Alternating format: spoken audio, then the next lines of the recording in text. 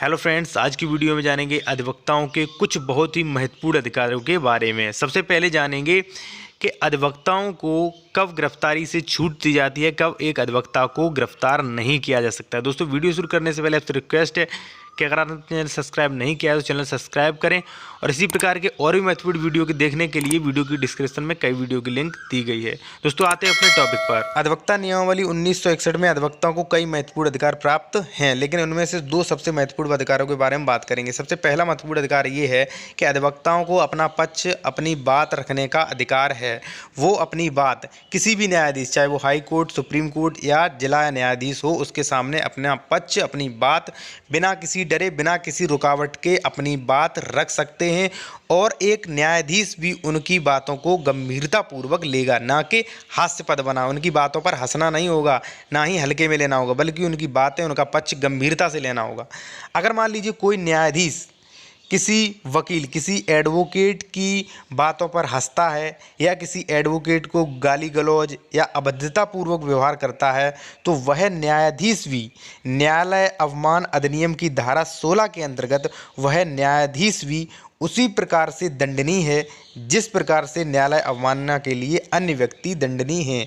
क्योंकि अगर मान लीजिए एक वकील का भी अगर अपमान हो रहा है, चाहे किसी जज का अपमान हो रहा है या न्यायालय में किसी भी प्रकार की रुकावट आती है, तो यह न्यायालय का अवमान कहलाता है और ऐसे व्यक्तियों को दंडित किया जाता है, फिर चाहे वह कोई भी हो।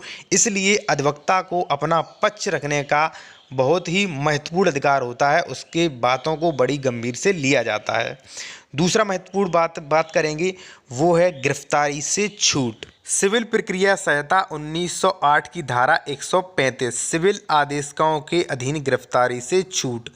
जब कोई भी न्यायाधीश, मजिस्ट्रेट या अन्य न्यायिक अधिकारी अपने कोर्ट में जा रहा होता है या कोर्ट परिसर से लौट रहा होता है, तो ऐसी कंडीशन में उसे गिरफ्तार नहीं किया जा सकता। अब न्यायिक अधिकारियों में आ जाता है एक अधिवक्ता। देखिए, अधिवक्ता जो है वो न्यायालय का बहुत ही महत्वपूर्ण अंग है, उसके बिना न्याय नहीं लिया जा सकता है।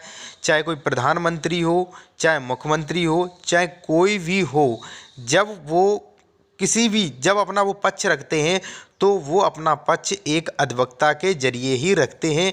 इसीलिए अधिवक्ता जो है वो न्यायालय का बहुत ही महत्वपूर्ण अंग होता है।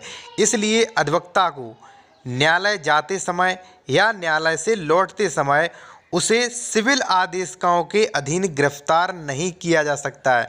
यहाँ पर ध्यान रहे कि मैंने ये शब्द लगा दिया है, सिविल आदेशिकाओं के अधीन गिरफ्तार नहीं किया जा सकता है। अगर किसी अधिवक्ता को न्यायालय आते समय अगर सिविल आदेशिका के अधीन गिरफ्तारी की गई या उसे निरोध किया गया, यानी कि रोका गया, तो ऐसी कंडीशन में कोर्ट ऑफ कंटेम्प्ट होगा, यानी कि न्यायालय की अवमानना होगी। क्योंकि जो भी न्याय के कार्य हैं उनमें बाधा पहुंचेगी। जब आप एक अधिवक्ता को रोकेंगे तो न्यायिक कार्यों में बाधा पहुंचती है। ऐसी कंडीशन में यह माना जाएगा कि ये न्यायालय की अवमानना है। लेकिन ध्यान रहे कि एक अधिवक्ता को मामूली विवादों में, यानी कि सिविल केसों में गिरफ्तार नहीं किया जा सकता है, ना ही उसे कोर्ट आते समय रोका जा सकता है, क्योंकि यह न्यायालय की अवमानना है, कोर्ट ऑफ कंटेम्प्ट है।